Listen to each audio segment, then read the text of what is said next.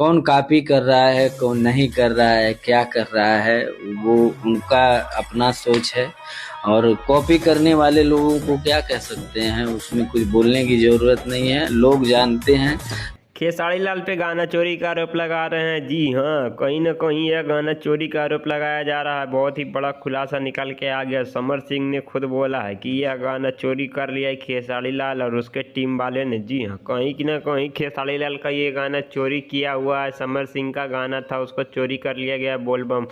क्या ये गाना चोरी किया गया या नहीं किया गया, ये झूठा इल्ज़ाम लगाया जा रहा है खेसारी लाल यादव पे। और कहीं ना कहीं ये लोग एक साजिश की तरह बोल रहे हैं कि गाना को चोरी किया गया है। और कहीं ना कहीं समर सिंह सही बोल रहे हैं या गलत बोल रहे हैं, या फिर ये राइटर लोगों का काम होता है कि इसका गाना उसको दे देते हैं। तो मुझे समझ में यही आ रहा है कि खेसारी लाल यादव गाना चोरी कर लिए हैं। वो समर सिंह खुद अपने आप बोले हैं कि ये गाना चोरी किए हैं समर सिंह। जी हाँ, अगर आप लोग भी चाहते हैं इस तरह का वीडियो अपडेट पाने के लिए तो चैनल को जरूर सब्सक्राइब करिए। चैनल पर नए हो तो जरूर एक बार लाइक करिए। मिलते इसी तरह एक और वीडियो में, जब तक के लिए धन्यवाद।